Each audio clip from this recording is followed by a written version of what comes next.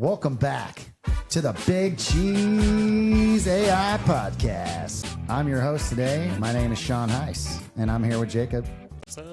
What's up, dudes? And we got Brandon. Hello, everybody. Hey. Welcome to the Big Cheese Podcast. Before I cut the music out, I just want to say I missed you guys. It's been what? 2 weeks? 2 weeks. So we're kind of doing the every 2 week podcast right now for the summer series. Well, we're ready to go. So today, are we? I don't even know. Well, today we went on a long journey, and we're all continuously learning. Next week, I'm going to be on the same stage as the governor talking about AI. Really? Yeah. Is this a rally thing? It's like a thing for economic development, but it's run by Morgan Stanley. Wow. But that's not what we're here to talk about today, even though it influences every single topic we say and discuss, which is, what vibe coding, as Brandon cracks a drink and tries to make it. I was trying to be subtle. Vibe coding is what we're talking about today. Again, Not vibe coding for me. not vibe coding, not vibe coding, our journey. So there was a bunch of hype, right? We went and we did the AI summit and we talked about vibe coding. You did the 10 commandments of vibe coding. And Number 11 is don't do it. Just kidding. And I think the definition is changing for us. So we're doing this now in production with like real world examples. And so I think we have to refine the vibe coding discussion from what you can do maybe with Lovable and prototyping versus like actually trying to build something that is going to scale into the future. So Brandon threw out the idea. I forget what the Slack post was, but it's like why we're not vibe coding anymore than something like live long vibe coding. Right. It's like vibe coding sucks. We're all vibe coding stuff.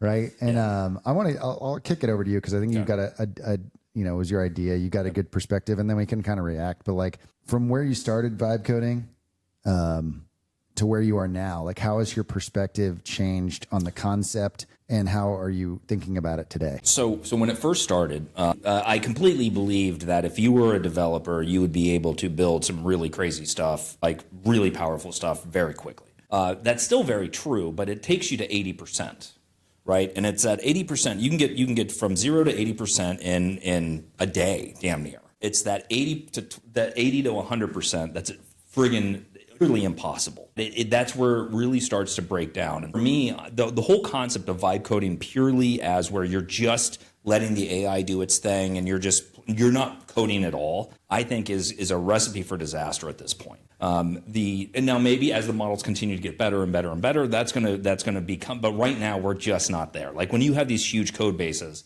and you're not like every single action that you do has to be very specifically defined and laid out. And if you're not doing that, that thing's gonna go fucking crazy on your code base. You're gonna have duplicate code all over the place. You're gonna have a bunch of wild stuff happening that you never even. I just had it today. I was like, struggling with this feature. I'm like, fuck it. I'm just gonna go let AI build this one feature. And so finally, after yelling at it a lot, I got it kind of working. And then I go and I start looking through my code and it created files all over the place. It wasn't like it didn't follow anything. I'm just like, what the hell is going on here? So the fact that you cannot trust it. The other piece that really upset me is as I've talked about a lot, is that I get very angry and I get very vocal when I'm interfacing with AI and I'm very mean to AI. If you're really mean, it eventually is just going to be like, okay, I'm going to go break everything just to get this one thing fixed. So you can see that we're just going to get the bare implementation of it. And then it goes and it just removes all of your database security, all of your row level security, all of those things. It just removes it because it just wants to make you happy. And that was my marker where I'm just like, I'm done with this. So I've probably tried to build 15 different applications since we've really started kind of talking about vibe coding Cursor, and I got into Cursor. All of them I got to about 85%, and then most of them I just could not finish because like they were in languages that I didn't know, right? Like Rust or Swift or whatever. And so I was just like, yeah, I'm done with it. So the idea of 100% vibe coding, I think, is a fool's errand. It's great for prototyping, like we were saying. It's great for coming up with ideas. It's great for coming up with like how you want your user experience to be. But when it's time to actually implement this stuff, you're just going to have to go back to traditional development best practices and do not trust the AI.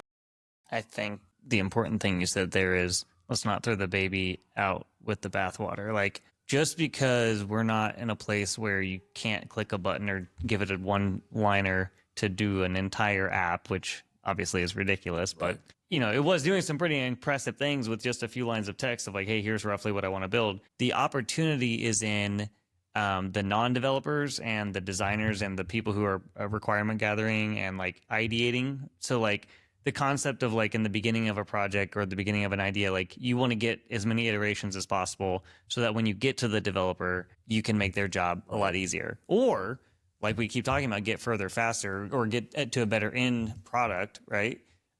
So that, I think the important thing is, will business owners and product owners like realize that just because we can get a quick prototype, that doesn't necessarily mean, matter of fact, it may make building the thing take longer, but you're going to get to a better endpoint. So yeah, I'm not sure anyone or people will realize that, but that's what I agree with too. So I think product managers are probably going to be some of the best suited for like Lovable. So like what I've been doing is we'll have like a UI for one of my clients that I'm not working with anymore. There would be like, hey, we need to come up with a new pattern for this or this or this. And then it was like, just go to Lovable. Let it, and just be like, we're just working on, this one project's literally just a component. I'm just having you design a component. And it goes through and it actually does a really good job. And then you can be like, now that I see it, I can play around with it. I can be like, nah, that's not right. I want you to tweak here. I want you to tweak this. And then at the end of it, you can actually give it to a developer. And if it's Next and Shad CN, they can go and like take a lot of that and reuse it. So I think that that's a very powerful thing that product managers could be using today that for Lovable. But you're not going to build the whole app. Just build little things to share with the team. Yeah, and what you said about, oh, now that I see it, that we see that all the time when we work with clients, is people spend hours and hours designing and thinking through requirements and figuring out what it is they want to build. And then when they see it in the wild, they're like, I actually wanted to do this. Right. And we are pulling our hair out because, I mean, we get it. Like, this is what we deal with all the time. But it would be a lot better if they got to that point faster to where when they're talking to us. 100%. Yeah. Thank you for muting me. I muted dumbass over there. I'm trying to get my mic set up and it just picks up every thundering boom. But yeah, so exactly. I think the ability for people to visualize the ideas that they have is probably one of the best features right now. Because again, like we've all said, even when you have a Figma design, right? Like when you have a Figma design, you have this kind of static pixel-based thing. Then all of a sudden you see it in mobile or you see it on desktop and you see kind of how you click around with it. You're like, yeah, that just isn't even a Figma prototype. Yeah. Right? Like it just does not translate very well. So I think we eventually start getting to a place where potentially like, and Figma's kind of going down that path, maybe. Yeah. And they have their whole, like, they can build websites there, right? Right. But yes, and I have not played. Have you guys played with that at all? No. Either have I. I haven't even looked at it. I think with my just listening to what you guys are talking about with vibe coding, my take on it in general is that there is a big chasm of expectations where you go from the 100% vibe coding world to the reality of code and production. Yep. And I actually think if you want to completely construct something and vibe it and really just iterate on what the results are giving you from, not necessarily from a code perspective, but from what you're actually experiencing and seeing as, as a user of what it's outputting. I think that what happens is every single prompt, you get further and further away from being able to create maintainable code because it's just going to keep churning. Like you might have multiple sections of the same type of thing that get implemented slightly differently. Right. And so you really have to have a human in the loop this entire time if you're talking about doing something in production, because I mean the people that don't code have no other choice but besides 100% vibe coded solution. And even as a professional that has written code and for years and years and years, you see that like what's coming out of what I'm prompting, it isn't very good. And just think about what something that has no idea what they're doing is getting. Right. Now, I will say that, so I've been, Bob Maddox is a friend of mine. He shared, my light went off. He shared a starter prompt that he's been using that was actually really amazing. I mean, it went through and it broke down like all of these rules, all these regulations, all the things that it should do and it shouldn't do and blah, blah, blah, blah. Not sure. But I will say that the projects that he has been doing feel very complete. Now, again, from a security side, I don't know. I'm not looking at the code, but he's actually been, and it's very possible that you're going to find some people who are going to be able to do this and be able to do it really well, better than me, you know, because I just get angry, I get frustrated, and I want to flip my desk over, right? That there might be people who end up being able to do 100% vibe coded. I mean, he built it in like 8 hours or whatever it was, and it was a pretty cool, like it was a pretty cool application. I mean, it looked pretty good and all that stuff. And so there might be those people that can do it. I haven't seen it yet. And everybody I talk to is the same kind of thing where you just get to that 80, 90% and it's just like the wheels start coming. So I had a project that we took on that was, you know, or basically required a decent amount of resources in a short amount of time, but it was kind of right in my wheelhouse. And one of our developers had to be on a different project, and so we had to get it done quick. Sorry, my microphone is absolutely. We're having technical difficulties today, I guess. Long story short is we had to build this thing super quick, but it was something that was going to take the quote for the client was like, this is going to take 5-6 weeks. Okay. And it is one of those things where it is a very large multi-dimensional thing. It had real-time syncing from a database, rehydration of a really complex form that had lots of external API calls and all this stuff. Okay. Got to that 80% on Friday. Okay. The plan was to turn it over on Monday. Well, Monday got into it and realized that last 20% was not going to be able to be achieved. Okay. So, got in there and basically had to go back to the very fundamentals in the beginning and say, okay, how is this built? How as a human, how can I break this up? And basically grinded without stopping for like 10 hours. But then I got over the plateau. Got over the hill, right? And in my opinion, I never really thought of vibe coding as a 100% vibe coding solution either way. But I feel like a lot of people can get anything to 80%, whether it's vibe coding, whatever you're doing. Yeah. I think that getting to 80, 90%, that grind, and that discipline that it takes to like stay in it until you're complete. Because people love to build little ideas, and then when they kind of get it going, they kind of get bored. But if it's the people that have that discipline of that last 10, 15%, right? And then they get over the hump. And then guess what happens if you have good structure? It's still going to fucking mess your code up. It maybe is, but it maybe isn't. No, it is. It will. I promise you. Well, so, okay. But here's, I think you can totally mitigate it.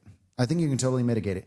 And one of the problems I'm having with Cursor right now. No, you can't. And yes, you can. No, so yes, you can. Let me tell you why, real quick. Yes, you can. So I realize that, okay, AI is really good at doing various tasks. I can give it an example and say, hey, go do this because I don't want to do this 5 times, right? I've got a legal document, a legal markdown. I got a privacy markdown. I've got a terms markdown, right? I've got 3 different pages. I need 3 server-side little calls to basically load it up and to return it, blah, blah, blah. So I do one of them manually. And then I go and I drop the folder, thanks to your little tip there. I drop the folder into Cursor and I say, hey, go look at this. And now just go repeat for privacy and terms. Very fucking basic, right? The structure's already there. It's already good. Guess what it does? It goes and it rewrites it for Svelte 4, not Svelte 5. Oh, I see what his problem is. He's using a non-widely adopted framework. No. So Svelte is your number 3 framework that's out there. Right. And I mean, the fact of the matter is next, the same exact thing is going to happen with next 17. Right. What's going to happen is these large language models are not going to, and people are like, well, just include the documentation. Good luck. Right? No, it won't work. I agree with that. One of the problems with vibe coding is latest and greatest stuff. Dude, the project that I'm working on right now is the back end is written all in Ruby, and it rips Ruby. Like it just absolutely shreds Ruby. Like in a good way. Dude, I haven't had to touch it.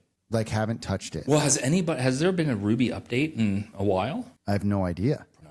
I mean, and we're on, whatever version. Right. But like, it was able to. There's certain, and that, literally, I will pick stuff based off of my experience prompting it. Well, so like an example. So for forms, React took form. It knows React took form. I don't know why, but it fucking does. And that thing will rip forms. I haven't touched the form code. Right. But again, do you want your AI directing what technologies you use? I don't. I do. You're fucking crazy. No, because then every fucking design is going to be stuck in 2003 because that's what all LLMs you're talking about Svelte. No, your user has no idea if your app was built in Svelte or React. It's a fucking web app. You can make it look however you want. No, but again, if you actually care about developer experience, you don't use React. I mean, that's just the reality. That's not a reality. Oh, it is. It absolutely is. Yeah, React's dog shit in terms of developer experience. It's really up to the developer, right? Mm-hmm. No, exactly. It's up to the developer, not to the fucking AI because they don't know how to go and update. So you can blame Cursor for not doing it. Like Cursor has like some of their rules things. Cursor rules, as I've talked about, it's a fucking joke, right? Like they almost never work anyway. But the bottom line is that you're being washed into the riptide of what the reality of the future is, which is people are going to have to use what I know, but AI knows. But do you not see what that does, right? Like that sticks user. It means the UX is going to be stuck in 2020. I don't know if it translates to the UX. It translates maybe to the developer experience. No, how is UX or how is UI development any different than code to developer development? How is it any different? Really? I mean, those frameworks don't have fundamentally different capabilities. They have fundamentally different developer experiences. Sure, but again, UX being the same thing, right? Like if all of a sudden we're just letting AI basically do all of our UX design, and it's just going to continue to do this anytime that. So I'm going to go build. I'm not talking about new UX design. That's a totally different topic. Not really, because again, it's the only way you get to UX design is through code. Sure. And so, where's the code come from? The code comes from the LLMs. Yeah, but you're micro-analyzing front-end JavaScript frameworks in that context. Like that's not going to be that much of a difference. Like does it know how to implement like? No. I'm not saying like it doesn't know how to implement it. What I'm saying is that from a design standard aesthetic, right? Which is all done in code, right? And that's what these large language models are trained on. Is going to get stuck. I agree with that. Right. I agree with that. So, but the same thing very well could happen with any other code. In a world where you're not. See, I come from a world where we have to match the design from a UX designer. Like they are creating a mock-up and it has to look like that. Right. Like I can't just rely on the AI tool to like be like, hey, nice shad CN looking fucking thing. Well, but let me ask. So once you have all the designs done and you go and you start building things out, are you how often is like, oh, we have this new feature, right? How often are you going back to Figma to do the design work versus just kind of doing it within the environment that you always go back to design and put the pieces of the puzzle back together. Yes, and I could see that that's going to change. It is. Right. No, and honestly, it already is changing. Okay. It is changing. Doing it more on the fly, but I still have mixed experiences with that. Yeah. Because Okay, we're talking about different phases of a project too, right? Mm-hmm. Sure. Like if you are in your experimental phase, kiss another boy, whatever you want to do. No, but like just in college. It's just college. You can play around. The design doesn't matter as much, but the frustration from his part is like he's trying to experiment and get new and unique things. And you're right.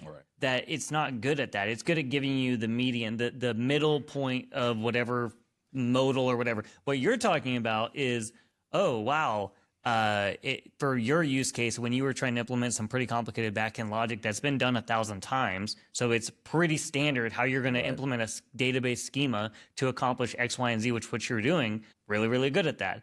You're doing new frontier shit that you're not trying to have a starting point of a Figma design or anything to base it off of, which it does appear to be pretty dog shit at right now. So but even if you let's say that I'm not wanting to be bleeding edge and I just want to go and just start a new project. I'm not even a developer, right? I'm just going to go start a new project.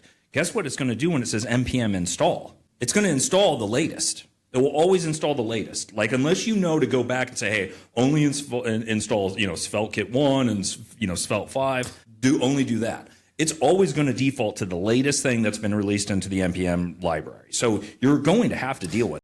But I've had different experiences too, where like, for example, on this project, there was 2 APIs that it had to leverage that are external. Right. I fed it the docs from those APIs. Now those are REST APIs, different. Yeah. You know what I mean? But one shot them. Well, but because like REST, like the technology of REST, that's just like Ruby, right? That has been done a billion times. Right. I didn't know that. And I guess the point is, what did you feed it? Real quick, did you feed it like a Swagger doc or? So here, what I typically do is I go to ChatGPT. I have a conversation with it about what I'm trying to do.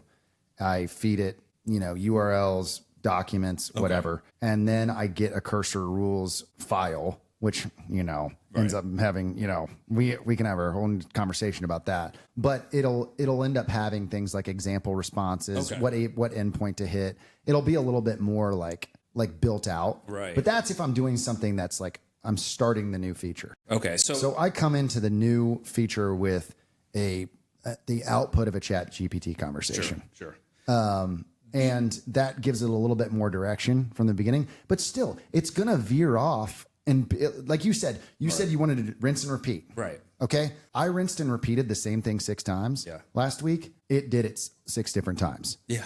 6 different ways. It's 6 different ways. But eventually, it's like, and here's the grinding aspect. And I think this is what's hard. And this is what's really frustrating is that and cursors in a specific one, because sometimes it'll just drop your context and you just feel like you started over. 100%. But like if you find that it's in the slot, you have to stay on there and keep going. Yeah. Because you know what I mean? Because sometimes 100%. It hits a hot streak. Yes. Yeah. Okay? And then it's just hitting every single fucking single fight. So I mean, I'm serious. So like it was struggling, but I was like, I figured out, okay, here's the template. Yep. I was like, I had a list, I had initial state, I had the edit state, and I had it like really dialed in. Like everything was componentized. I refactored everything that the AI had written, and I was like, rinse and repeat this, and it hit it.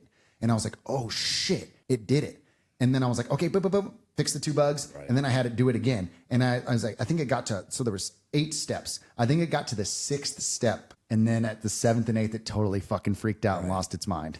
I wonder if it is context size that's actually the problem, and because like you have no mental model of what's actually being sent to the AI when you're using cursor, right? Like you have no idea. Like conceptually, well, sometimes you'll like mention a file, and then the next prompt it's gone. Yeah, exactly. Like and so there's just so much that I just don't understand. I think that you bring up a good point, which is the you need to know what's in the context window that's being provided.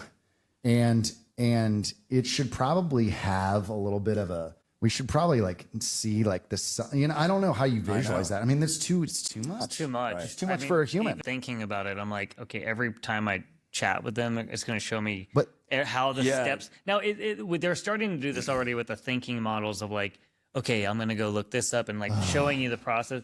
But that's what you're talking about is like, show me your work basically of like, what are you basing this off of? Well, and then just know that here's the biggest red flag in cursor. When it starts searching. Oh my God. That's when you press stop and you go, no. Yeah. We were already there. Yeah. We were already there. We were there. Oh Where did you God, go? Dude. It did something to me this week. It did that same shit where it was like 30 searches later. Exactly. I'm like, what are we stops after doing? 25. So my strategy, I mean, let's be honest. There's more critical mass around the tech that in this story that I was using. So there's a little bit more maybe context or experience of the AI. Maybe it was a little bit more focused. Maybe it was a little easier even. But like really, really, really, really spending way more time than you probably think you need to on making sure you're mentioning the right files. Yep. You're saying the right things. And like, it's going to take a little bit longer, but you're probably going to get a better result. And then once you get to that 80%, you have to fucking keep going. Yeah. You can't give up because eventually you will get over the hump. And I think that part of this too is that like, I forget who was saying the story is like the Pacers. The Pacers are in the Eastern Conference Finals, right? They went to the Eastern Conference Finals last year. Well, last year it was a huge surprise that we went to the Eastern Conference Finals, right? This year it was a surprise we went to the Eastern Conference Finals, right? Next year, if we don't make it to the Eastern Conference Finals, the coach is probably going to get fired, right? Because so with AI and vibe coding, your expectations and all my expectations are through the fucking roof, right? Like we have changed the goalpost is moved, 100%, and we expect more, right. And there's just there. I mean, so we're probably getting more. Yeah. Right? Oh, 100%. So as I shit on this thing, it's important. It's important to note that like all of the things it's doing still is absolutely mind blowing. I love it. I'm all about it. I do just get so angry, right? Yeah. Well, and the thing, so one of our developers today, we are very much at our shop use AI if it helps. Otherwise, whatever, you do you. But we encourage them to use it. Ken reached out to me. He's like, "Hey, I did this thing. I used it for the documentation of how it works and how to edit it and how to do it in the CMS." He's like, "By the way, AI is money for documentation." Oh yeah. I'm like, again, I keep going back to the well of like, use it for things that save you time. Yep. You know, we'll find those naturally, but also like, maybe we're trying to build a house with design a house with a calculator. Well, I right think now. You know what I mean? we've seen. I think we've seen the potential of vibe coding. Like you've seen it. Oh, yeah. You have shipped an app Absolutely. to the App Store Yeah. that you vibe code. Yeah. Paperkeeper is in the App Store, Right. And so you see it. Yeah. And you know that Exactly. Yes. That's exactly it. So I know it's possible. And so then when it doesn't work, that's what pisses me off. And it's no different than Siri, right? Like I know that Siri has done these things. And when it doesn't do it, I'm just like, this is mind-bogglingly stupid. Like how can a $3 trillion company can't get this fucking right? Okay, so I was shitting on AI the other day and the use case, and then I used it for that exact use case. It's not related to what we're talking about, but we were talking about AI. I was using Gemini, and I was like, who gives a shit if it can make a calendar invite for me? I can just open up my app and do it. Well, I literally pulled out Gemini the other day and was like, hey, make me a calendar invite. I have a car oil change at downtown car care on Friday at 9 o'clock. I was like, okay. And I go in there, it's got the link to the location, the actual. Whoa. Gemini made a Google Calendar event for me with a link, time, and all that to all the details to this thing. That's and I was like, oh, I was on a walk with my dog and I didn't have two hands, but I remembered it. I was like, oh shit, I didn't put that on my calendar yet. I'm like, ooh. I have downtime sometimes when I am thinking about things, but I'm not at a computer or I'm not, able to use both my hands. How are you interfacing with Gemini? So you have the Gemini app. Are you paying for it? I am. Yeah, okay, how much is it? $20 a month. Yeah. I don't want to know about Jacob's monthly. He watched me pull up Claude. He's like, "Oh, you're a Claude boy now?" I'm like, "Boy, I got every fucking app. I've got Claude Max over here at $120 a month." Dude, did you? No, I'm not gonna. Did you do it? Okay, but did you see the new Gemini Ultra with the VO3? Oh, okay. I want that really bad, but it's $250 a month, dude. So that's the video that Sean sent. Yes, it was the it was the fake fake dog one. It was like that's funny, dude. So if have you, I'm gonna if what is it VO3? Yeah. If VO3 can maintain character statuses, continuity.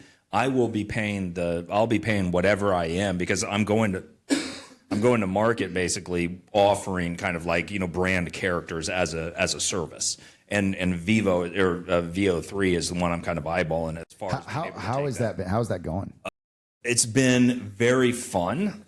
Shit tons of learning. But this is some of the vibe coding stuff you're doing right now that you're frustrated with? No, so I've actually not been doing a whole lot of vibe coding. Like, well, again, what's the definition of vibe coding? Right. Like anytime. So vibe coding originally when it first came out was that you were just 100%. Yeah, I never really considered it that, but now that that's one of my things. It's like, you really embraced that. Yeah. And I think I thought I was doing that, but I was always more of like higher level, like you're vibing, like you are in flow and you're not stopping to be like, how do I do that thing? You just ask the question and it keeps going. Like I always looked at it more of like an accelerant of what I was already doing. But that's what I'm doing now. Which we talked about. Yeah, with Wicked Forum now, it's pretty much like I go in, I've structured it all, I've built it all out, I've got all my own stores, I've done it all. Then I say, hey, go look at the stores. I use the MCP stuff all the time. That's what I was just about to bring up. So like part of this whole journey is the MCPs inside of Cursor, which are accelerating. I think we got a couple good. What are some of the MCPs you're using right now? So I use the Supabase MCP, Stripe MCP is amazing. How are you using the Stripe MCP? Okay, so I went in and I'm like, I don't want to log into Stripe and do all this bullshit. So just go ahead and it replaces clicking through. I want you to create a base, a pro, and an exclusive account. Yeah. I want year and month. And I want the exclusive ones. I need a large, medium, a small, medium, and large, and extra large. And while you're at it, get me a latte. Damn it, dude. Fuck. Brandon's got a little bit of Got a little back issue going on right now, and I'm not supposed to laugh. But that has been a game changer. Like, I don't have to log now. I will say that the Stripe MCP doesn't allow metadata to be moved over, so it ended up being like, hey, like I've run this, but I'm not seeing the metadata. We should do a podcast episode where Brandon just points out edge cases that platforms don't support. Right. What do you mean metadata? So like if you're going to go add a product, you want to add maybe the metadata of what type of plan is you this, can't add right? that shit in there? It didn't. Well, Well, that's the problem with MCPs right now is that, and this is advice for companies that are building them. Don't go build a half-ass MCP. No. Because you just built an interface to your API that's probably not complete. Yeah. So like if you, and this we were talking about with Directus, but or any of these other ones, I wasn't saying Directus is bad. It's like, you don't want to push out an MCP that's only got a couple features. No. Yeah. Completed. Are you using the Directus MCP? Well, I used it today for the first time. It was what he showed me was cool as shit. So here's the use case that I saw that I was excited about. They were talking about like, oh, you can make a document in Google Drive or Docs, and then you can copy that over into your CMS. Directus is a headless CMS for those that aren't familiar with it. Just like it's like WordPress, it's an admin panel. You can go and manage all your amazing. It's an amazing platform. But I was like, oh, okay, cool. I don't really write a lot of like docs, Google Docs, and then have a hard time moving them over into a CMS. Like that's a very, to me, not a huge use case, but I'm sure a lot of people have that. The one that I saw though was we build websites with blocks. Blocks are just collections in Directus. So it's just a Postgres database that you have a block for a hero, a block for whatever, your accordion, whatever. Well, you can use the MCP to say, hey, build me a page using my blocks, and I wanted to do X, Y, and Z. So I just did a very quick, cool. I said, make me a landing page. Right. And using Directus. And it said, okay. So it assumed I wanted to make a page with an example of every single block that we had. It did it, filled it in with content, and published that shit. And like it took like about 30 seconds of like I had to click accept of like, yes, you can read it, yes, you can create that. Is there a way to auto run tool in MCP? I think and the Cursor? YOLO. Probably, will YOLO do that? YOLO does. Okay. I haven't I had don't to do. even know I haven't how had to to do switch any. to YOLO. You should literally tell it. But You here- say, yo, dude, you're in YOLO mode. Go fucking bananas. Oh my god! But what I Jacob and I were just sort of click.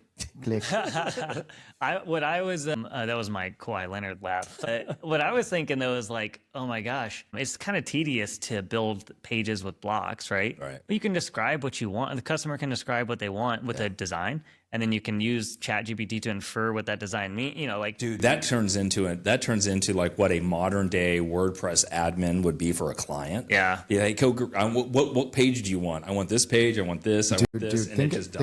Think of it. I'm on my morning walk.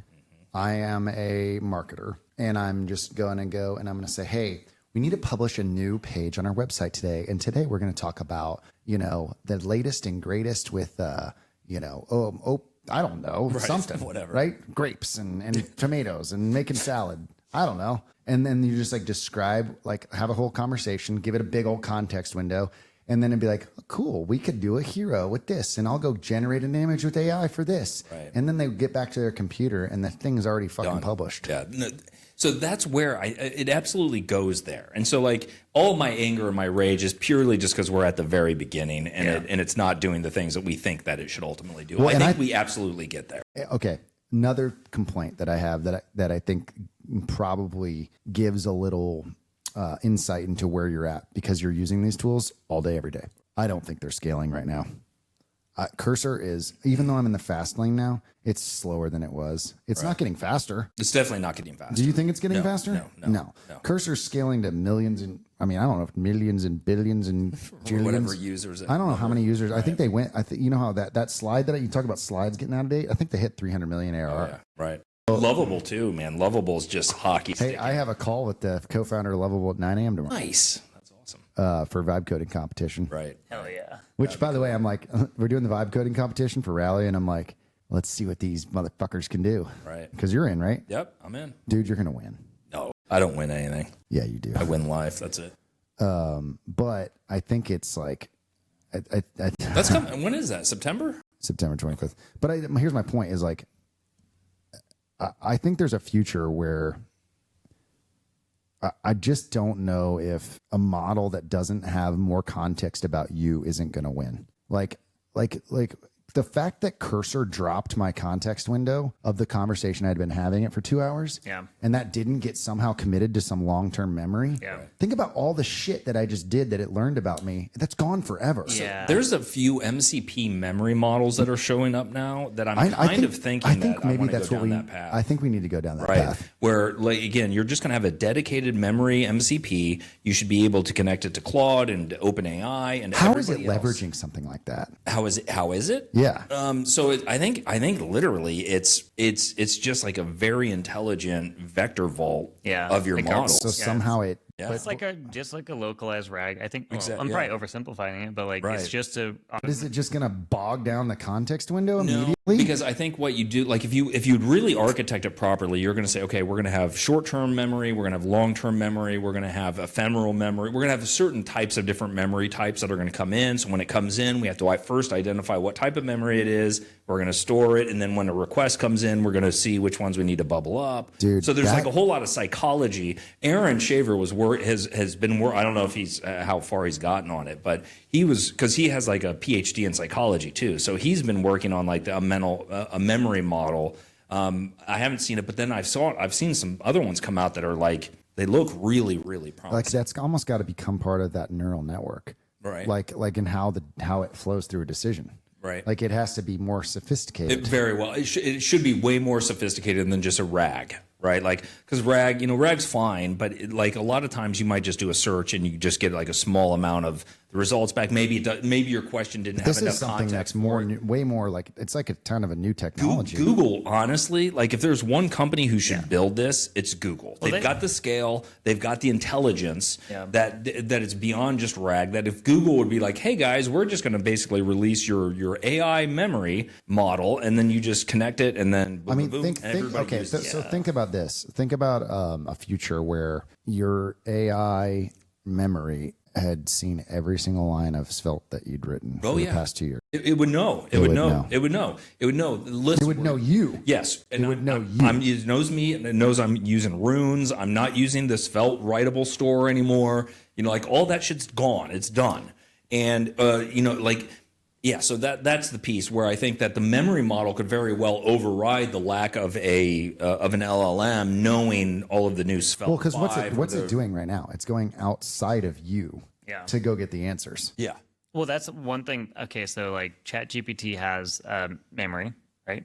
So when I go and ask it questions, it does sometimes like, oh yeah, I remember you talked about crafted in your marketing messaging. Maybe that's Google has one now. Okay. Also, Gemini has their memory model. It's got to be one though that I can connect to all of them. That's what I'm saying. Bring your own memories. That's what I'm saying. I go to Claude. Yep. And I'm like, I find myself having to re-explain. Right. I almost need to either just keep my own. The gold open rush source is who's going to own your AI memory, dude, and it needs to be an open source project. That's the last. It has to be an open source project. Okay, but wait a second. Like Google is really concerned, or wants your personalization, right? Like they can target us. But why this is such a complicated problem? First of all, is like what I said 2 weeks ago may no longer be applicable, right? So like, how do you maintain and clean memories? Because I can do that. I can be like, oh yeah, throw that away. I actually don't care about that anymore. Right. They don't fucking know. Like, how would they know? No. So, but do you need to so if all of a sudden we get rid of the limitations of our meat? You know what's funny is like that story where they're like, oh, Uber. Did you hear Uber came out? They're like, you at a predetermined time. At a predetermined place, multiple people meet up to go to a predetermined destination. And somebody retweeted and were like, looks like Uber has discovered the bus. But like, is that where we're going to end up getting to? It's like, it looks like Google has discovered the human brain. Yeah. And it's like, you already had this. Right. Yeah. No, very, very, yes, most likely. But someone has to actually build it now, right? And make it scale and make it fast and make it actually work. But if I can pull my memories through any AI model, that would be great. And I think it should be an open source project. I really do. I think somebody should, and maybe there already is, and I haven't. There is the open MCP memory is a real project. Is it? Yes. Okay. So that could, because like I think that, again, as we know, open source doesn't really ever take off just because like the majority of people can't use it. Well, I think as much as you say open source, you mean I need to own this fucking data and not have some proprietary company that sells ads on that data. Exactly. And then someone's going to take the open source project and then they're going to commercialize it and they're going to put it into their thing. And Wait, is Linux open source? Wait, Of course. what kind of fucking question is that? You said open source doesn't work. I mean, Oh no, I should have. Yeah, that was a horrible statement. Open source absolutely does work. It doesn't get necessarily the adoption level. You're never going to have an open source project that goes hyperbolic like Lovable or anybody else. And that if you want to have something that can really impact the rest of humanity, it does need to be able to be distributed through Google. Typically an open source project has to get leveraged by a engine of big some distributor. sort Well, of yeah, MCP is distribution open of source, profit, or else it doesn't get critical mass. MCP is open source, right? Yeah. Yeah. Yep. Yeah. So the protocol is. Yeah. Yeah, so I think maybe there's a protocol for memory. I'm talking now. I'll get the camera on me. But yeah, no, I hear what you guys are saying though. It's like it's hard to get alignment and to make something that's like scales to that size that gets adoption, unless it were just like MCP, like an overwhelmingly like good product or design decision architecture for everybody. I mean, think about like even if that provider, then they offer you a web interface to your memories, right? Now you can go in and like if I was talking to Claude or if I'm talking to ChatGPT or Cursor or whoever, that it has all context of everything. Apple fumble the bag. We're all using their devices, and all this shit could have been on there. What was it? Was it Minority Report that the guy is like sitting there listening, watching his memories of like his ex-wife that died or something like that? Yep. Oh, man, is that where we're going to be? I'm just going to be sitting in a room crying one day? Probably. Next week? I don't need that tool to do that.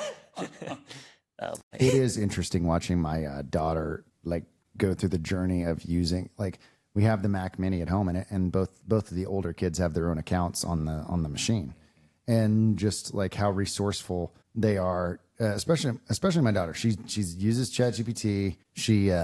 She uses like the core. She doesn't download much, so she uses all the core Mac apps, and she just like uses that, like that operating system is what she uses, and it's interesting to see someone that young like just easily just take technology and just kind of use it for stuff that she's not using it to do anything besides like get stuff done or it's very expressive. That kid whose dad was the drummer and is at 2 years old, just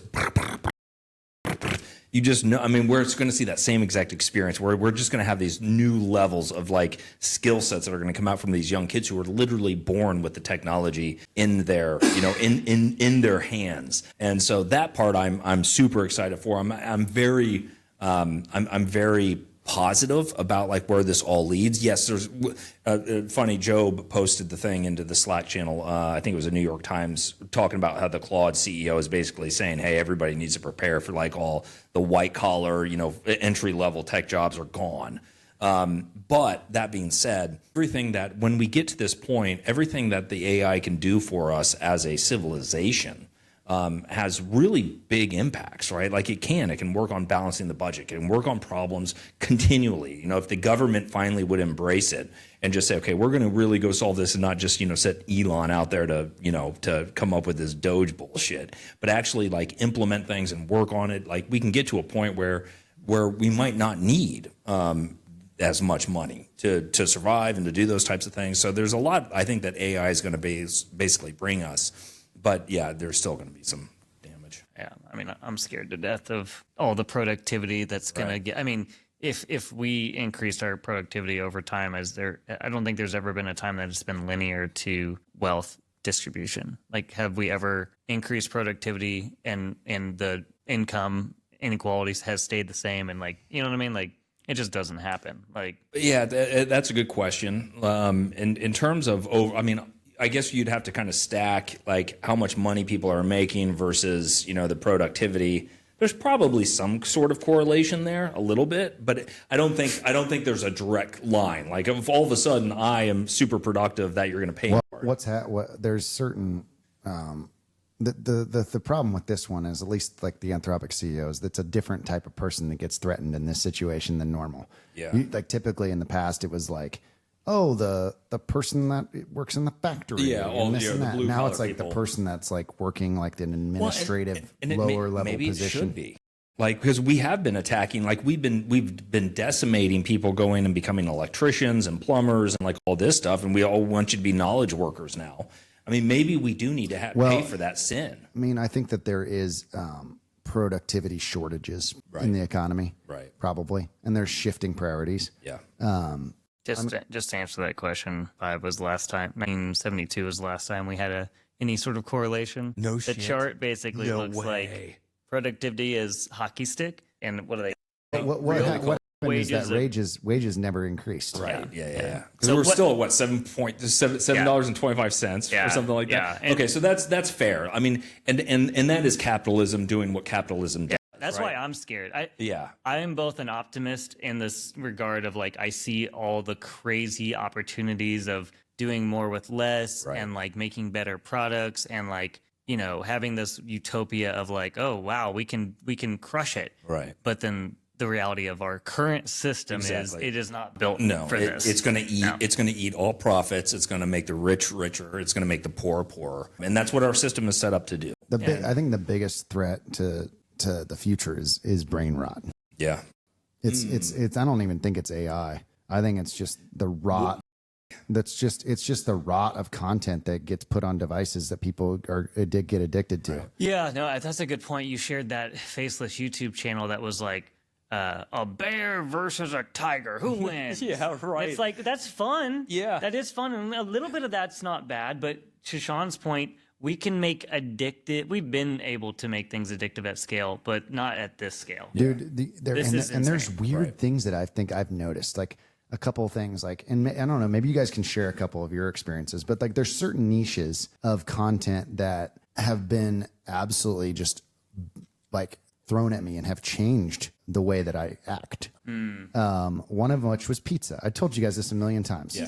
Last year, I got addicted to pizza. Yep. I got addicted to making it. I wanted to eat it all the time. And I got really good at making pizza. I mean, really good. That's a pretty wholesome addiction. It's, but Out of all the addictions. I had to quit Instagram.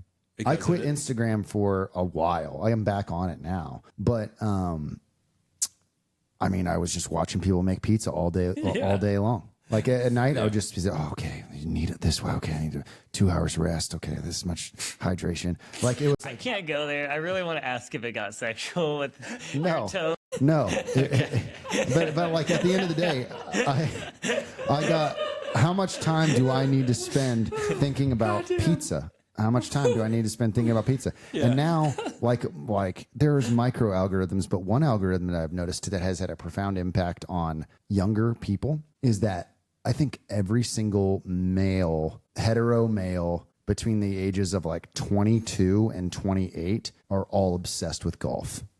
And it has 100% to do with social media and YouTube.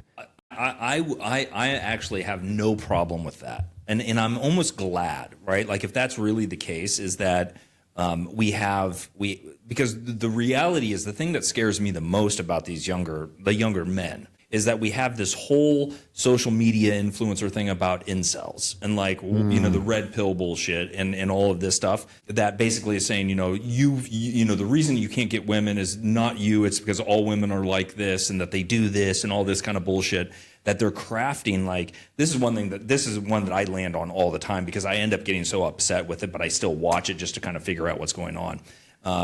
But as we were talking about the series I was just watching, Mindhunter, where it's talking about like where they're starting to break out, like what are all of these like serial killer men is primarily what they all are.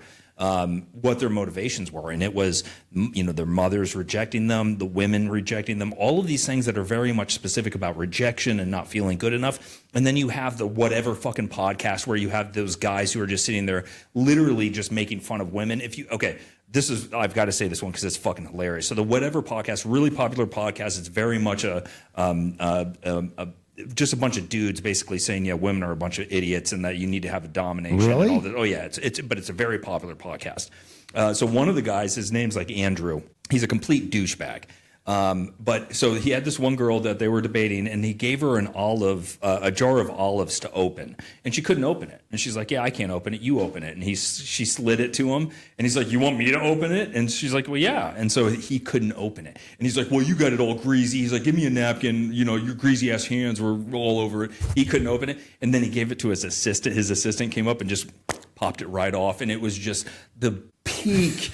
The most satisfying thing, because it's like, you just got cucked, you worthless little prick. But those people worry me, because, like, again, more and more men are getting disenfranchised. Okay, so go back to the golf thing. Like, that's a good positive influence. Yes, it is. And what's interesting to me is that, like, Tiger Woods made a people really love golf in the late 90s, 1997 when he won the Masters. Everybody wanted to play golf, but, like, it's changed to where like people that don't normally see that get to see it, right? And I think that's what's one of the good and bad things about social media is that people started seeing how the other side lived. Like, people that didn't have as much, they actually got a vision into the window of how other people live. Right. And so people grab my issue with it overall isn't golf. I think golf's a very positive thing to do. I think it's people gravitating towards some sort of specific lifestyle or thing that is, like, you know, maybe hard to sustain. Right. Sure. Like bro culture, drinking, going on elaborate vacations, you know, like that's not brain rot, but, like, I think that, you know, if you're spending your time scrolling through random mindless shit all the time and you're just getting addicted, there's a difference. But there's also, like, are you spending too much time obsessing about this thing that's not really advancing you in life? Like, and is it even actually a problem? Because, like, a lot of the things that we all argue about and we battle about aren't actual, like, real issues. Like there's never, like, that's true, right? The majority of the things that they talk about on that whatever podcast are, like, these hypotheticals. So it's like, if there's only 4 women on the planet left, it is okay to sexually assault them to repopulate the world. Jesus. Literally had that conversation, dude. I swear to God. Like, it is, they are batshit crazy. It's going back to that stupid Yellowstone conversation we had, which is like, hey, maybe instead of, like, you know, scrolling through Instagram, maybe go read a book. Yeah, there's concept. Go read a book. Right. And don't just read a book that was written in the last 10 years trying to tell you how to live. Yeah. Go read a book that's old. So you're not on TikTok? No. Okay, so that's that. The Instagram is the same level of addictive. Are pretty much the same thing. Now, what I find, though, is I don't find it the same addictive level. I can get into Instagram and I won't get stuck. With TikTok, I get stuck. Like, I still think that their algorithm is more drug-inducing, dopamine-releasing than what Instagram. Not as a good or a bad statement. It is just what it is. There's one, though, with TikTok, too, is another one that we're starting to see a lot of is you get a ton of Elon, like, posts that mark as Elon, right? They're like Elon Musk, and then it's all this, like, just, you know, MAGA conservative nonsense. And then you're like, don't show me any more of this. Don't show me any more of this. They are pushing it hard. I mean, they're pushing it hard. So, like, every time I see one, I say, don't show me this. Don't show me similar content or from a creator, the same creator. And it keeps doing it. It keeps doing it. It keeps doing it. That's wild. Like, there feels like there's a very specific thing that they're trying to do to bring more conservativeness to it. And maybe that's just the way that it works, is every time, like, a conservative gets in as president, then all of a sudden Facebook's all about free speech and open source or free speech bullshit, which is not. And then, you know, TikTok just said, fuck it, we're just going to go lean into it. And so I see way more conservative content now on TikTok than I've ever seen before. Oh, that could be with the price they paid to stay on the app store. Oh, that's a very good point. Well, that's been a good one. Vibe coding. Do it. Like it. Don't like it. I like it. You got to play with it. You got to play with it. You got to play with it. You got to do it. You got to get in there, though. Right. You got to understand. Right. You got to prompt it. You got to see what's coming back. But check your work. Go to Lovable. Like, everybody, if you haven't done any vibe coding, I recommend you go to Lovable and just put in whatever stupid ass idea you've had that you've been sitting on. And just do it. Just play around with it, because it does excite you. Like, it gets you going. It gets you thinking about things. And whatever can do that, I think, is a positive. Now, you can't necessarily rely on it to deliver you a production platform, but that's okay. So I've got a call next week with somebody who went through this whole process where they built out this thing in Lovable. They hit the 80%. They don't know what to do. Do we restart? Do we build it from scratch? And you know what I'm going to tell them? You need to talk to Crafted. Nice. I mean, honestly. Well, go download lovable.com. Go to lovable.com. Yeah. Dev. Yeah. That shows how much I really like your product. We'll enjoy the call with you. Lovable with lovable. no E. Does the proper spelling of lovable LOVEABLE? I wonder, because like I always mess that up. Leave a comment below. Yeah. How would you spell lovable? Leave a comment. How would you spell lovable? LUV. No, great product. Go vibe code with Lovable today. This has been the Big Cheese AI podcast. There it is. He's starring a bunch of crazy lunatics. Brandon, Thank you. Jacob, and Shaw. See you next time.